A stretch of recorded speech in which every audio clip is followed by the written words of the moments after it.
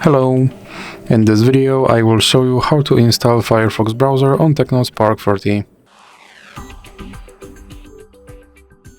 So you have to start by opening your Google Play Store, then click on search bar and type in Firefox. Then click search and click install.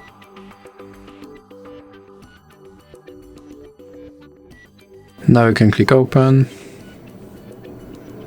And here you have to click on agree and continue, and here you can select the default browser, or you can click cancel. Now you can add Firefox widget, or you can click not now. Here you can sign into your Firefox account, or you can click not now, and you can turn notifications from this browser, or you can click not now.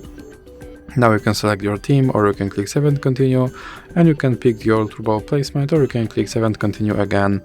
And as you can see, my Firefox browser is now installed and is ready to use. So that's it for this video. If you liked it, please remember to leave a like and subscribe.